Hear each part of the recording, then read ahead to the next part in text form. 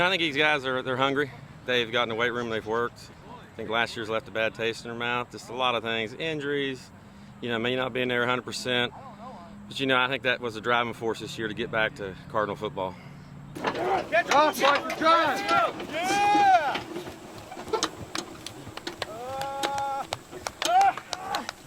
Go, go, go! Ain't nobody there! Good job, fellas. Good job. Bring it down as a team. Bring it down. Let's go, let's go. Cut three. Hard work, cut three. 1, 2, 3. Hard work. Well, I think this year we've got to use what we have to strength. We've got Derek Young. Yes, he's one of the best receivers in the county, so we're going to get him the football as many ways as I can. We're going to throw the ball to him. He's going to run the ball some. He's going to get tossed. Hit it up in the trenches for us. He's a big man up in there. We just switched to the run because I've got a quarterback that's a running quarterback. I mean, he can throw the ball well too, but in high school football, you're going to take what you got and run with it. How have they adjusted to the difference in the way you're scheming this year? I think they like it. I think the toughest thing is, it's not as fancy, and it's more repetition. It's 3 yards in a cloud of dust, and I think the linemen love it and the running backs are liking it. Maybe the only people who's upset be our receivers, but if we run the ball well, they may have more yards receiving this year. So I think they responded well to it. You did mention the line, and obviously the line is anchored by Pfeiffer. Talk about the player that you have in him and the skills that he brings on the field and off the field to the team.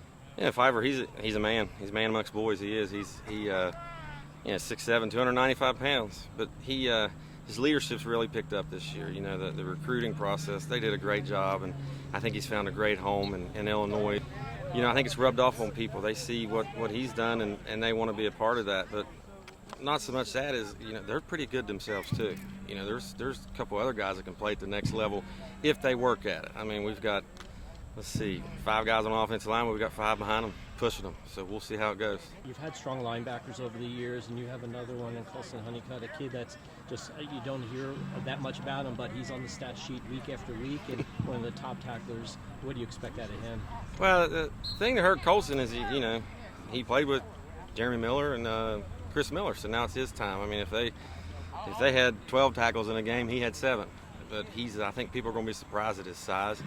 He's gotten big. He's probably put 15 pounds of muscle on. He's a great leader as well. His work ethic is probably better than those two, and I think that's going to show in his character. Jeremy Miller's a once-in-a-lifetime type of player.